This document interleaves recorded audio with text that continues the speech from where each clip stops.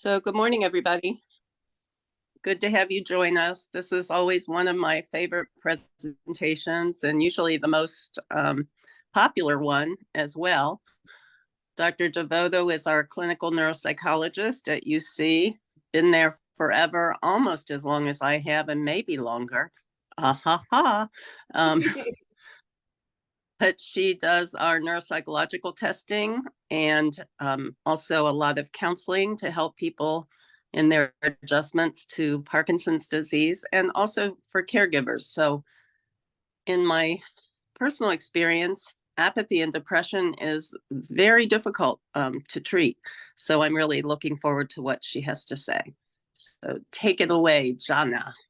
Thank you, Maureen. Thank you, Maureen. Yeah, I do a lot of different things in my role as a clinical neuropsychologist, but without a doubt, the thing that's most enjoyable is working directly with patients and their families for lots of different issues. So the thing that we're going to talk about today is apathy and depression in Parkinson's. We've talked about depression and anxiety and cognitive change in the past. And to be fair, apathy is something that's so prevalent but is often something that's considered in the context of some other complaint. And so we're going to spend most of our time talking about apathy and ways that we can differentiate it from other mood symptoms. I think it's always helpful to appreciate where apathy and depression, these other mood changes, come in the context of Parkinson's symptoms. We're so much more often aware of motor symptoms. So these are tremor, rigidity, slowness in movement, which is bradykinesia, and postural changes. And these are the things that are readily visible. As a neuropsychologist, the part that I deal with are more of these non-motor symptoms. So Dr. Jacob talked about constipation and the sunflower symposium, and that's another non-motor symptom. But in my clinic, the non-motor symptoms that we address are mood and behavior changes, and then changes in memory, reasoning, and thinking, which are so part of Parkinson's over the continuum of the disease process. Any discussion, though, of mood and behavior change, we want to appreciate that if there's underlying cognitive impairment, it absolutely plays a role. And so those classic cognitive changes in Parkinson's of slowness of thinking, which is bradyphrenia, memory encoding and retrieval difficulties, and more frontal functions, executive difficulties like organization and planning and initiation. All of those things, if present, are a real factor in mood regulation and behavioral control. So mood and behavior changes, that's where we're going to spend our time today. To be fair, look, there are many mimickers in Parkinson's, and so looks can be deceiving. There are things that family members are quite accurate in detecting or describing. If you ask someone that has Parkinson's, is their voice soft or is their posture different? A lot of times it's a family member that recognizes and can track those symptoms more readily. When we're talking about mood and behavior, though, looks can absolutely be deceiving. So sometimes family members will say, well, I think so and so's depressed, or I think they're down or anxious. And what they might be describing is a motor symptom that just in that point in time looks and feels like a mood symptom. Throughout this discussion, the part that's so important is that we really have to clarify the underlying subjective experience of the loved one, of the person with Parkinson's, in addition to observing and describing behavior. Right? So someone can have reduced facial expression as part of hypomania or that masked face that's part of Parkinson's, but it may or may not be associated with an underlying feeling of sadness or feeling down or dejected or depressed. And so having a safe sort of non-confrontational way to learn and to clarify what someone's internal subjective experience is really crucial. I do this as I always say I'm a pretty simple, straightforward person, and I do it pretty directly in neuropsychological evaluations. I say, I'm always going to start with you, and then we'll switch gears, and I want to hear the impressions of your spouse and your family member as well. And sometimes people agree and sometimes they don't. And so it's that sort of spirit of understanding and clarity that fuels this whole process. Let's just do some definition of terms. Now, to be fair, there is so many ways that apathy has been defined over the years, and part of the challenge with research and developing effective treatments is this lack of a gold standard in defining apathy, and quite a bit of variability in symptoms in different studies that have been conducted. If you look at um, review studies over hundreds of different articles, what we're going to talk about are those essential elements that most of those definitions share. Apathy, overall, we want to think about it and define it as a loss of or reduction in motivation or drive. And then these three following elements, the word that's underlined, it's these three key features that have the most consistency in the literature. So apathy meaning a loss or reduced goal-directed behavior, loss of or reduced goal-directed cognition, and we're going to do some examples of these. Loss of or reduced emotional responsiveness. So goal-directed behavior, just think about how productive you are on a day-to-day basis. What do you get done? And the ability to initiate, to kind of start doing things. When we see apathy in Parkinson's disease, the behavioral observations that a lot of family members have is they say, things that my spouse or my loved one is able to do physically, so there's not a motor reason why it can't be done. Things that my loved one understands and can do from a cognitive perspective just don't happen. And so you can see really increased reliance on others for some of these day-to-day activities where it kind of doesn't make sense from a functional perspective. And that would be a good description of a reduction in goal-directed behavior.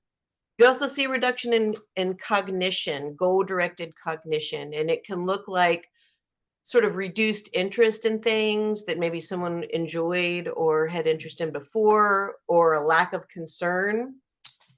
Sometimes you'll see this when folks are concerned about safety, and family members might be really concerned about something, and then there really just be that lack of concern, or just not really having insight into where other people are coming from when they're expressing a concern.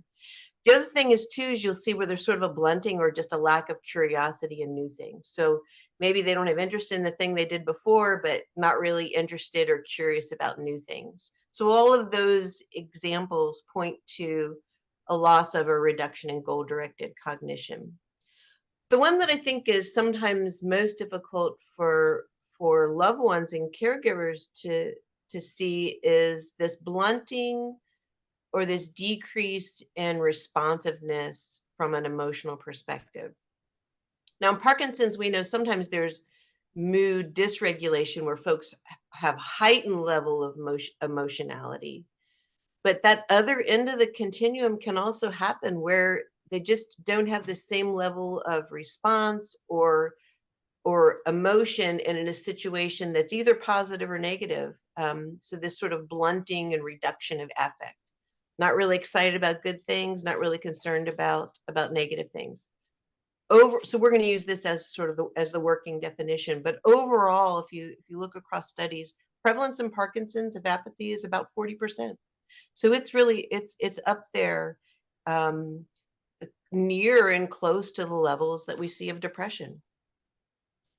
As I said before, I mean, what we're describing is a behavior and a cognitive and emotional response to change in frontal lobe functioning. So it's the front part of the brain, as we've talked about in many different presentations, is what's responsible for regulating mood and initiating behavior and providing insight and motivation and defining what we think of as rewarding or not.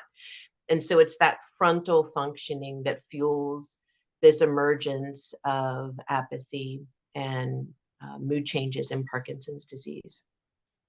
Why is this important? Why do we want to identify apathy in Parkinson's disease? I think one of the big factors is when apathy is present, it really has an impact on day-to-day quality of life. So folks who have apathy exercise less. Folks in those with Parkinson's who have apathy have fewer social interactions, oftentimes lower medication compliance, and all those things pool into um, how we evaluate and understand quality of life. The other thing is just basic day-to-day decisions. If you don't care and you're not interested, then that whole process of how you decide what you're going to do and go about the day. So that sort of difficulty and uncertainty in what the day is going to look like. As a result as well, folks with apathy have caregivers and care partners with some of the highest levels of stress and strain.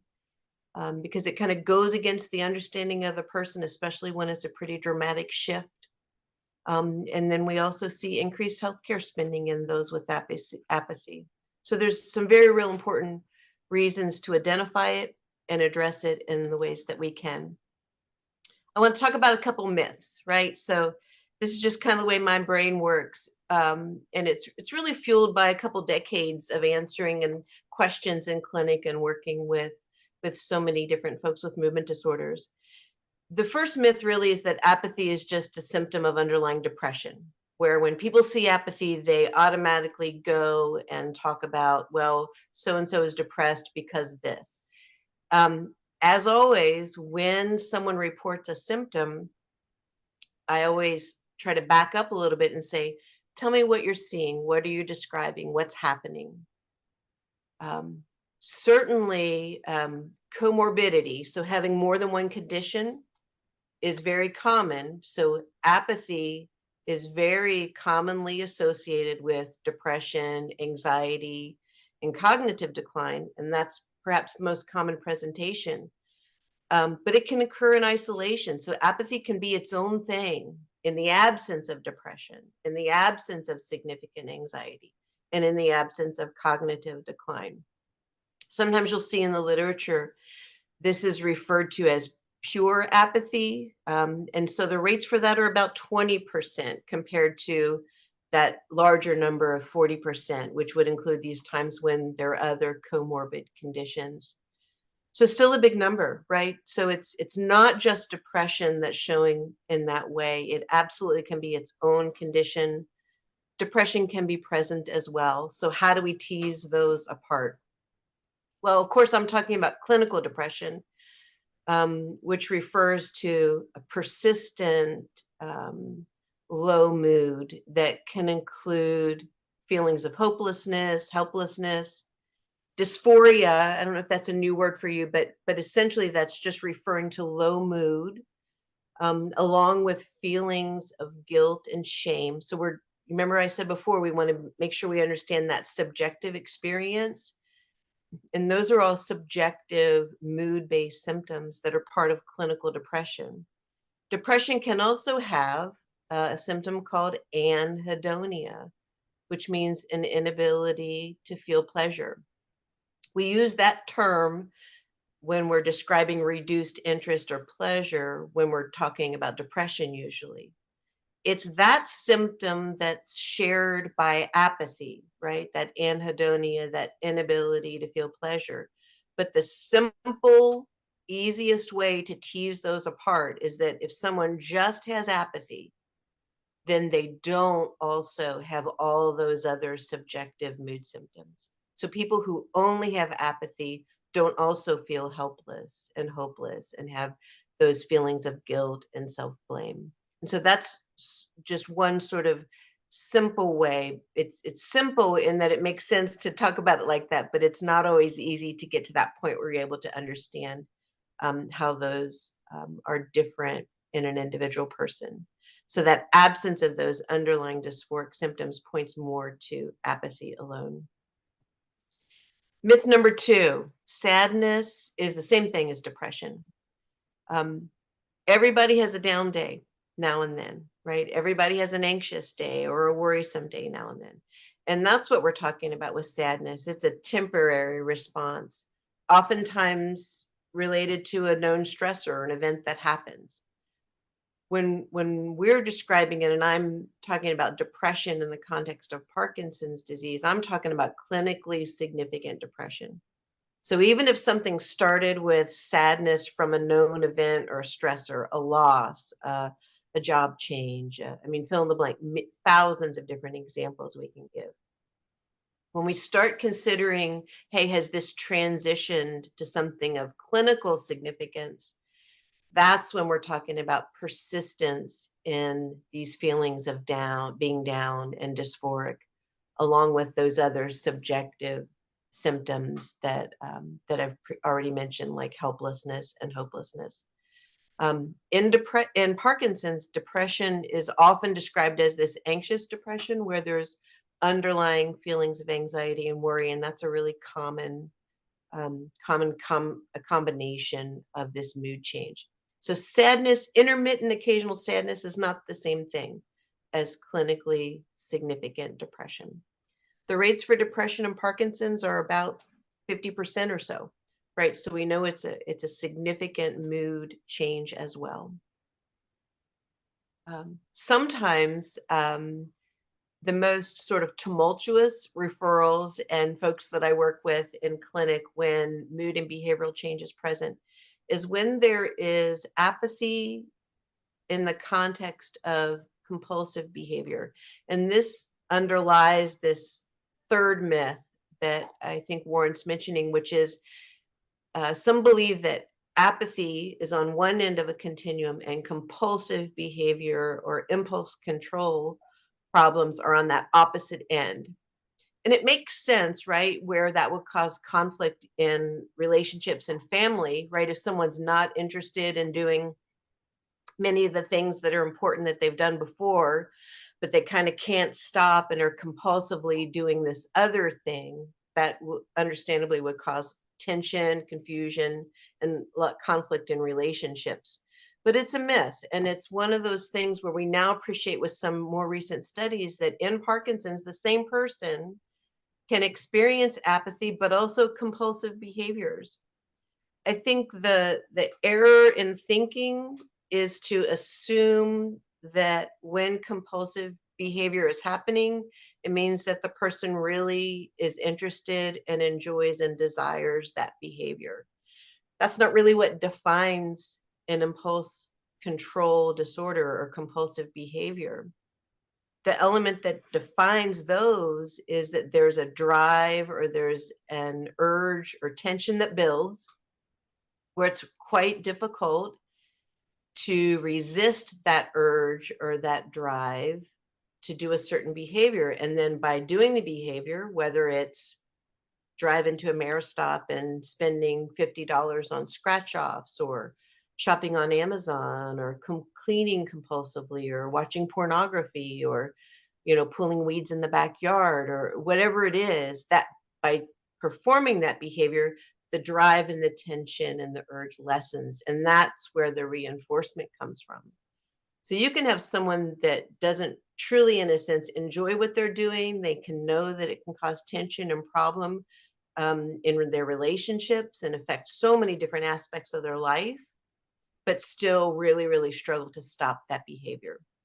So that's one thing that I think is pretty powerful piece of information. If you realize those two things can happen at the same time, and they hint to different underlying processes, but on a day-to-day basis, it's hard to see that dichotomy and understand those behavioral changes.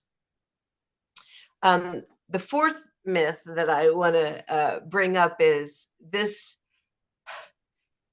notion that you really have to enjoy and want to do something to make it happen. And the truth is, you don't have to want to do something or really enjoy it for an activity to be worthwhile, right? And if you think, well, what in the world, what are you talking about? The hint that I use is I say, think of the things that you do, despite them being really difficult, sometimes messy, sometimes gross, right? Uncomfortable. And you do those sometimes because if you don't, then it's really problematic. Or you do it because sometimes it's really important to someone else that you love or you're responsible for, right? Um, have you ever cleaned out a shower drain? You know, that's not fun, enjoyable, or but it's productive and it's gotta happen.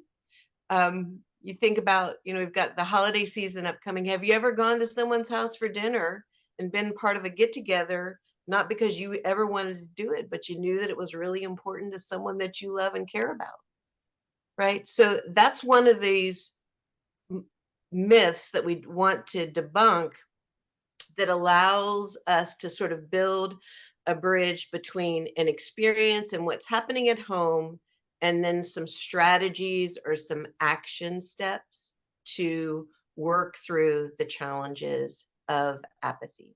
And what that can look like for each person is a little bit different. The first step, and if you read through the literature on apathy, the first step is pretty clear, and that is that it's important to work with your movement disorder provider to optimize your Parkinson's meds. Apathy doesn't look the same across the whole spectrum of Parkinson's disease, but early in Parkinson's, and even sometimes even before motor symptoms emerge, mood and behavioral changes are often very responsive to treatment with dopaminergic medicines, starting Cinemed, starting levodopa therapy. And that's true for depression as well. As you kind of progress into the stage of Parkinson's where you see motor fluctuations, experience or worsening of apathy and depression are often reported in those in the off state, right? And so optimization of medication is important in that stage as well. This is where some of the medicines most often used, if apathy is what's being targeted, are some dopamine agonists, right?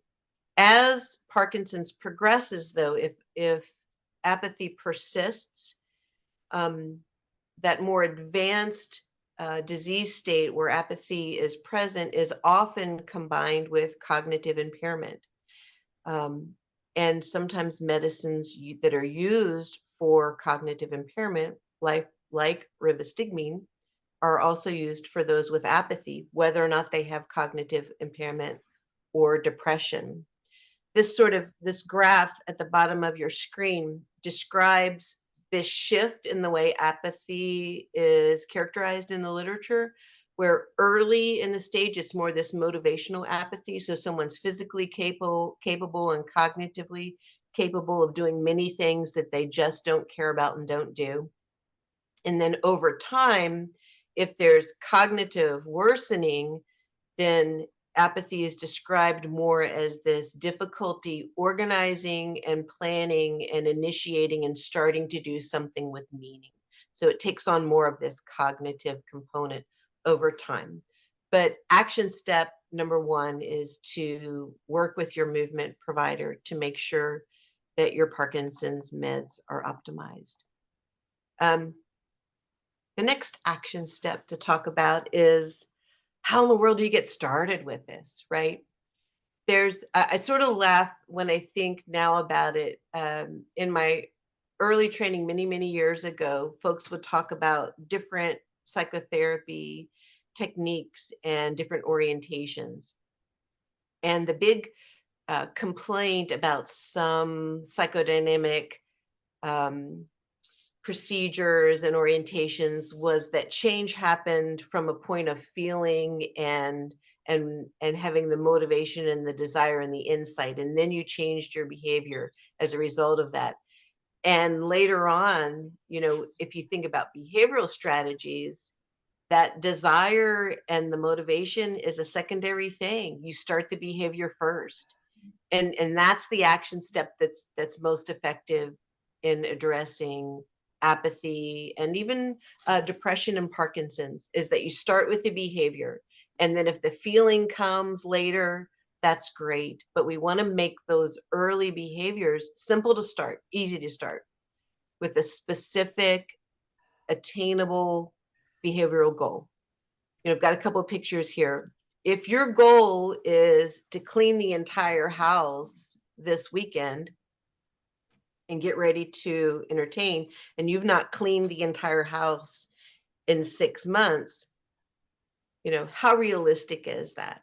Start with something really simple and easy to do. And there are a lot of folks that have specializations in other areas than I do that say the single biggest thing you can do to kickstart your house is just do your dishes.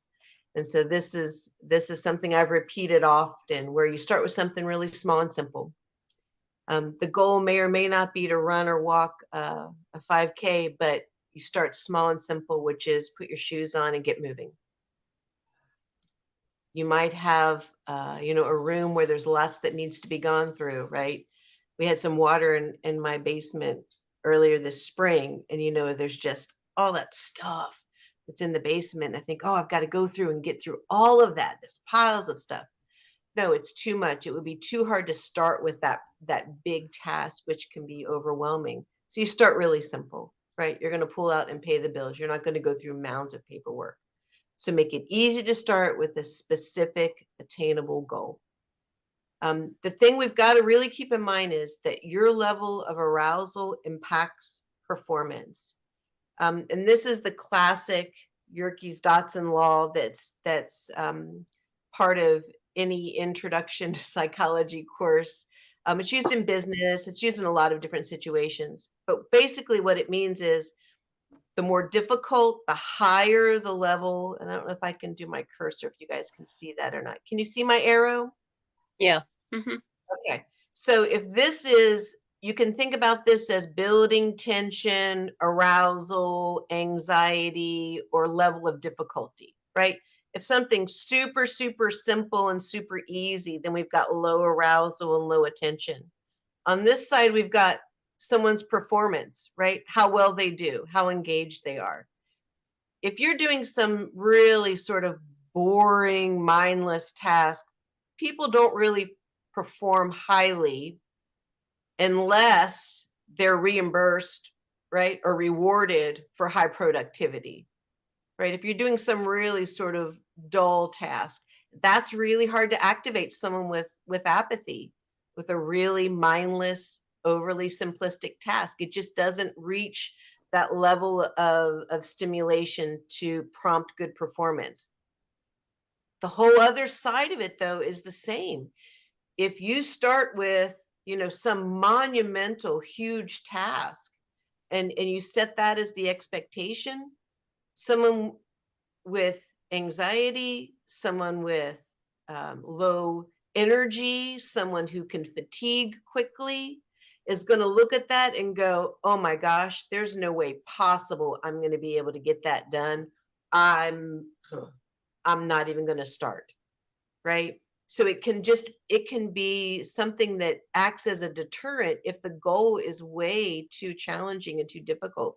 And fatigue is one of the other operating factors here when you apply this law to those with Parkinson's. I mean, there's so much data to support this. Moderate levels of arousal, right? So it's got to be stimulating enough to wake somebody up and get them going, but not so hard that it's self-defeating. And this sort of optimal level of arousal is when people perform at their best, right? So some people say, oh, they won't even do this very, very, very simple thing, right? Well, maybe it's just not stimulating enough. So we want to gradually aim for that middle zone so that something's stimulating enough and arousing enough, right? That's why you put your shoes on and you start walking a little bit, because that's what kickstarts and gets the energy and the arousal going. You pull out a few envelopes and you start paying a few bills, or you wash a few dishes, and the next thing you know, you're wiping off the countertop. And then you look at the stove and go, oh my goodness, right? And so we build on that toward that moderate level, which is where best performance comes from. Can I Sort of, yeah, go ahead. So I know, I think that's great when you give the example of the, washing dishes and then you do the countertops. But so I'm thinking of some of my classic people who just sit and watch TV. How do Yeah. you figure how do you figure out what that motivating task is? You Yeah. know, I, I, I don't know what it is. It doesn't, this is, and I think the long and short of it is it doesn't really have to be motivating. And it has to, where when I'm working with couples, what we think about is what really is the main goal, right? And this is, your question is perfectly timed, Maureen, because this is what sets up this outline of what's really the first behavioral goal going to be, right? You can know that something should happen and be aware that what you're doing is not enough, but have no idea how to figure out what you're supposed to do to change that. Right. And that problem is really, really typical in folks with more advanced Parkinson's that have cognitive change, where they don't even know what the thing is that they should do to start. The first thing that I would say to those folks is eliminate the thing that grabs your attention and prevents you from doing some active thinking. And that would be, the first thing is to turn off the television, right? Because what the television does is it provides ongoing stimulation. It, one program leads to another program. You can operate it from your chair, right? We always laugh in my family, like we had the slap-o-vision where it was this tiny, tiny little television that was black and white in the corner of the room, and you would have to get up. My son thinks this is hysterical, like we're sort of making up this story. This is true. You had to get up, you had to walk to the little TV, and you had to click the button to turn the station. If you wanted the volume to go up, you had to hold it on the side and then sort of slap it to make the volume go up. And if you left the TV on too long, the national anthem would show and you'd see the flag and then it would turn off, right? That's not the way it is now. There's thousands of things that can be watched. So the first thing is, in the moment where you're inactive, sitting and watching TV doesn't encourage you to do anything differently. When I said before about having a conversation of what really is the goal, this is this action step that we've got here. What is the primary, most important goal? What's the starting point? You don't have to want to do it. You don't have to feel motivated to do it. You can appreciate intellectually that it's important. You can also sometimes decide to do something because you realize it's really important to another person. This might be something like doing one household chore before noon. You don't have to want to do it. I don't like doing dishes. I don't like cleaning up after my dog, right? But if you wait until you feel motivated to do it, then you're not going to be effective, because we're talking about apathy, which means there's not motivation, right? That's like saying, I'm going to wait till I'm not sad to do this thing to treat my depression. Well, that's the nature of the problem. So that's why I think it's helpful to set aside, do you really want to do it? Is it really something of interest to you? That's one thing. The other thing is, think about the things that in the past you've liked and enjoyed. Whether or not you like and enjoy it now, that's not the question. But you can look to other things that you've enjoyed doing. And is there a way perhaps to alter or change that to make it suitable for where you're at? From a motor perspective with Parkinson's, is there a way to alter that and do an element of that? The other motivating thing is to surround yourself with people that like and do the same thing. That first goal that you see there on the screen, attend a Parkinson's exercise group. I mean, this, I'm just making up these goals, but if the goal is to attend a PD exercise group on Tuesdays and Thursdays, while you're there, you're surrounding yourself with other people that buy into that goal and are working on that goal as well. So there can be, in a sense, some vicarious motivation that happens from surrounding yourself with people that support that goal. If you wait until you have interest and you feel the motivation to do it, then we're not really talking about pervasive apathy at that point. So the behavior is, you do it first, and if the motivation and the interest comes later, great. but we want to stay focused on the primary, most important goal. If I don't walk, if I don't move, I'm more rigid. If I don't walk, if I don't move, right, I'm more likely to have decline from a physical perspective, right? So we want to use intellect and understanding to help generate what that first primary most important goal is. The risk is, and this sometimes is how I caution family members and caregivers. You start simple, right, with the primary most important goal, but what you don't want to do is, if the goal is to engage in an activity, it's really important that you resist the temptation to marginalize or diminish that progress after the fact by secretly adding some secondary goal. Well, you did walk for, 50 yards, but I had to ask you 3 times. Wait a minute, right? The goal is that you're doing the activity.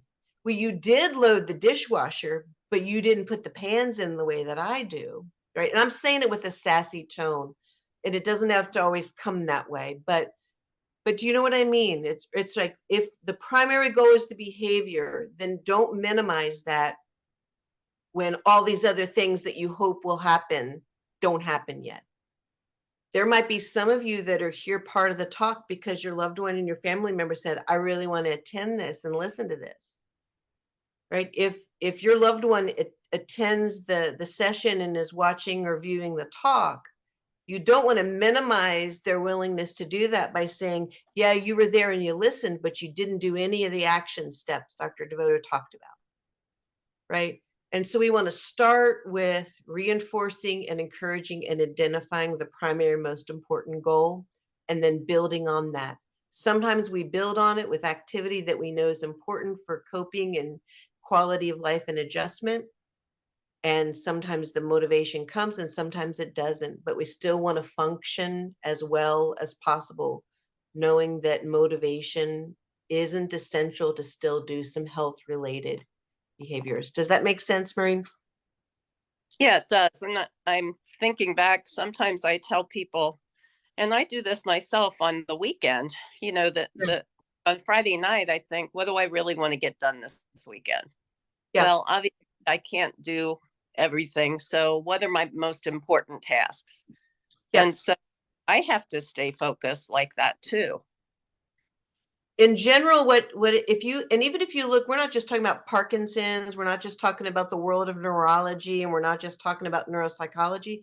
If you open and you look across, folks that talk about, goal setting and optimal functioning and careers, usually what they say is any sort of to-do list should have no more than 3 things, right? So if you've got a 32 item to-do list, right? Stay really, really focused on the most important thing for the day, and then build on that. The part that's hard for family members is making that shift and that adjustment to, well, the person didn't really seem like they enjoyed it. But that by definition is what we're talking about with apathy. And so it's helpful to step back from that emotion piece of it and say, can we at least work toward establishing some consistent behavior that's working toward a place of engagement and interaction, which helps with quality of life. So it's baby steps in a sense.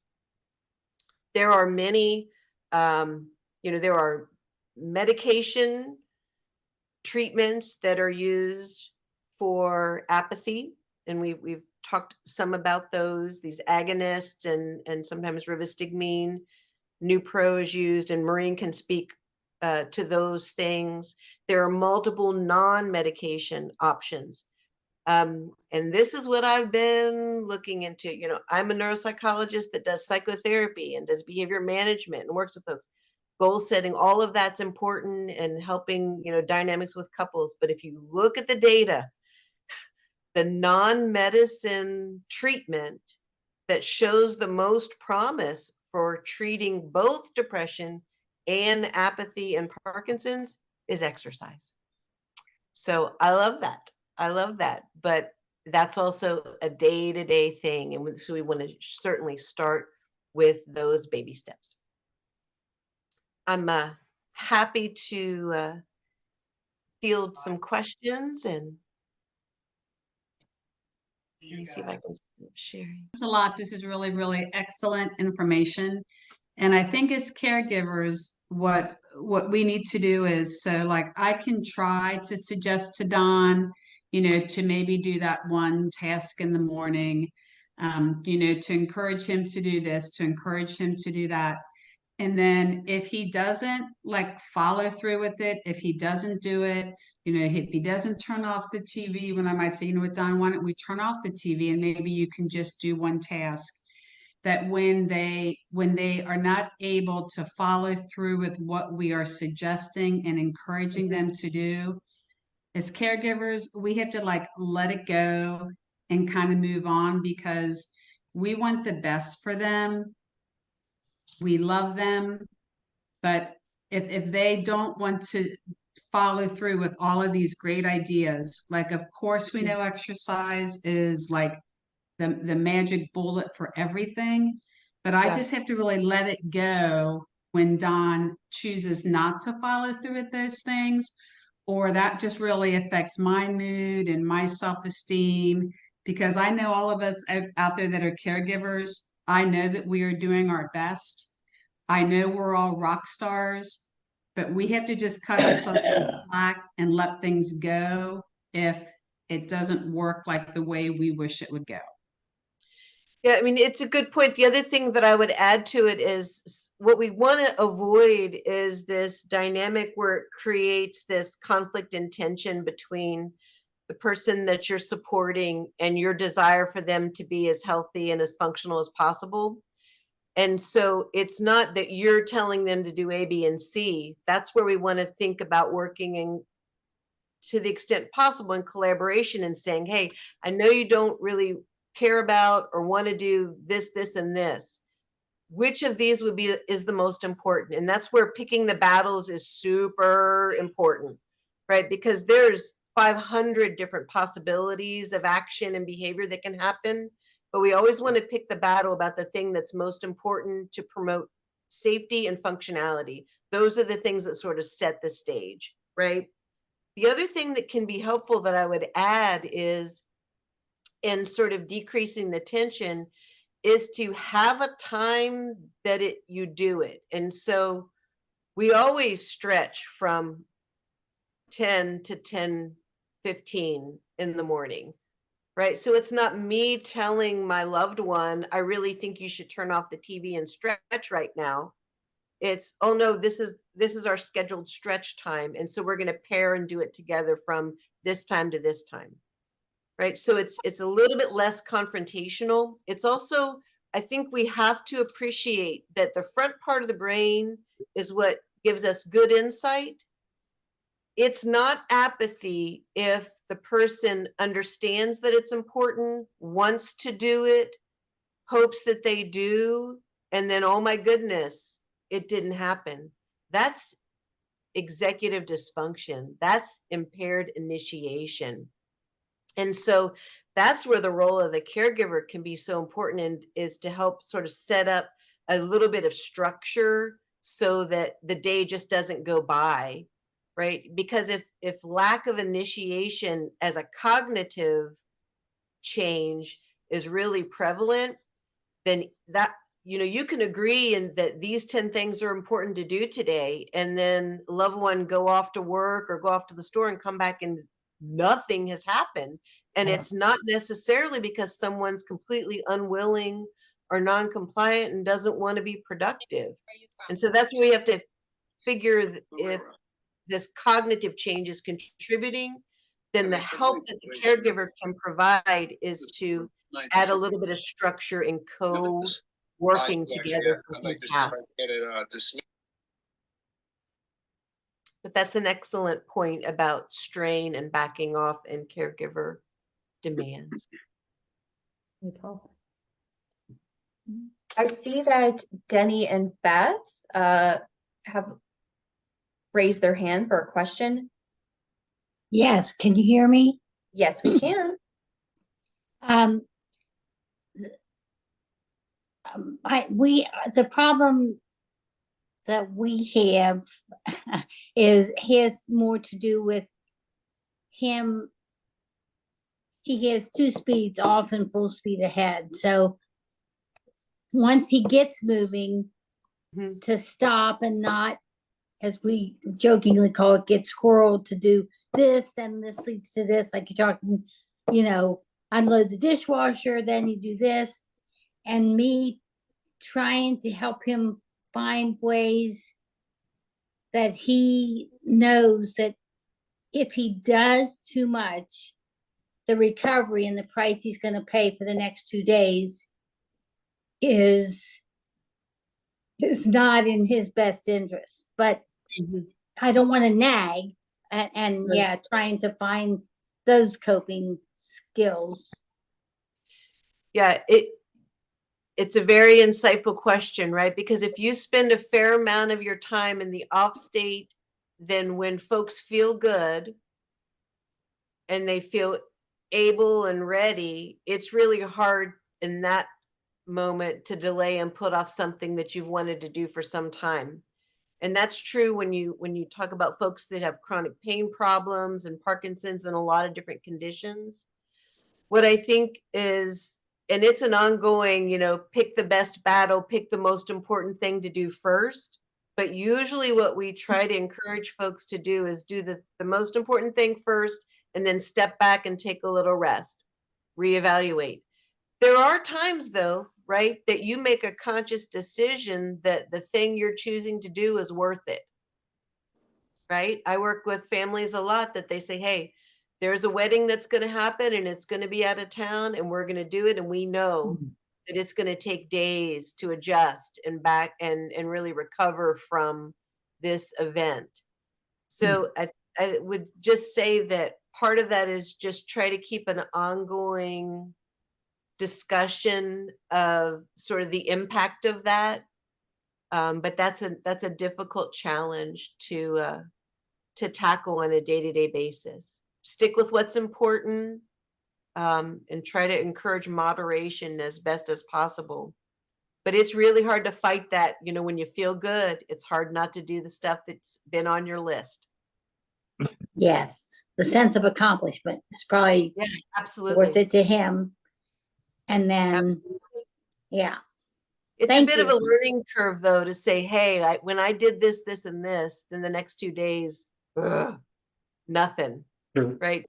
That's a hard lesson to learn, where you kind of try to do a little bit less, because the built-in variability with Parkinson's makes it hard to plan and count on that. Right.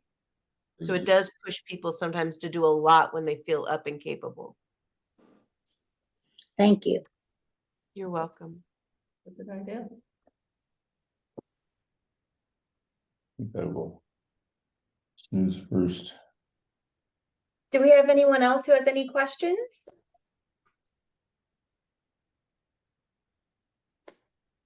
Hello. Hi, we can hear you.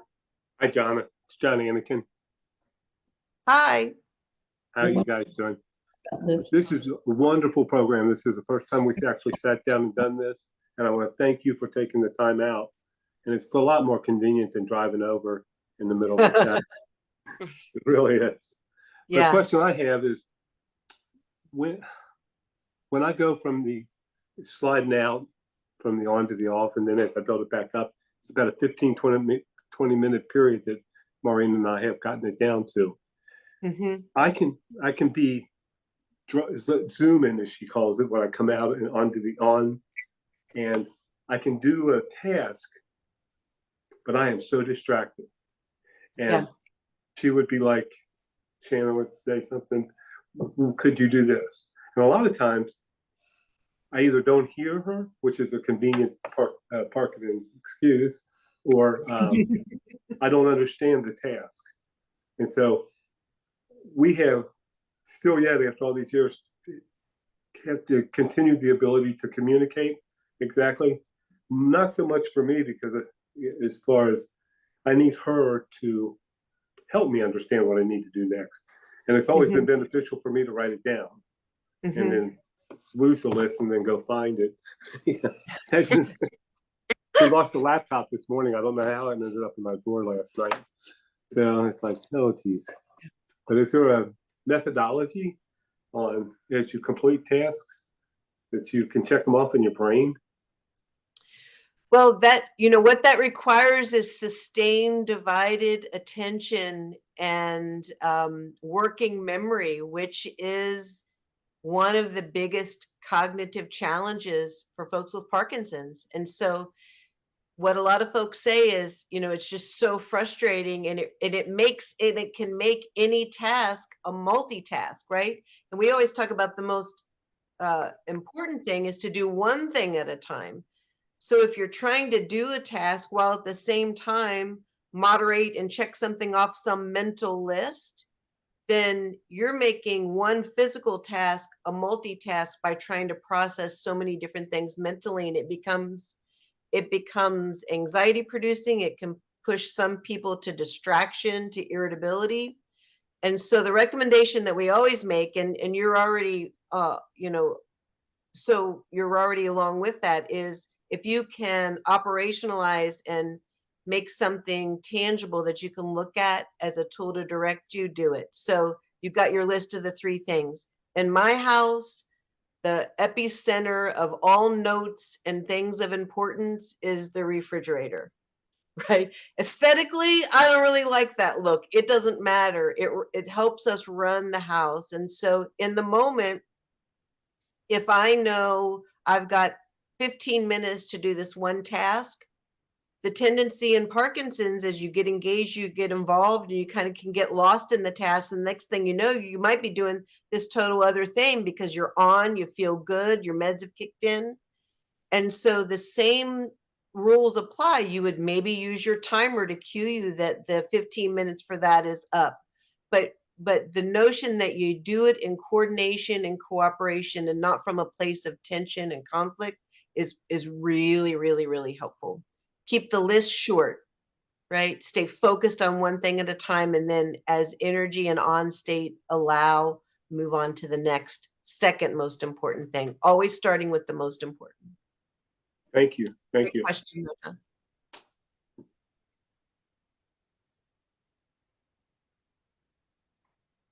I want to thank you, Donna. I think this is a great presentation, not just for people with Parkinson's disease, but as we age, you know, we tend to lose our focus and energy as well. And so it's helpful to simplify things and do one thing at a time.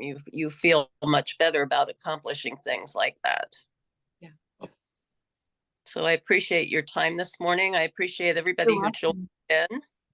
Any Thank other you. It's my pleasure. any other questions? Thank you. Thank you. Thank you, Dr. Devoto. You're Thank you. welcome. Thank you, Dr. Devoto. You're welcome.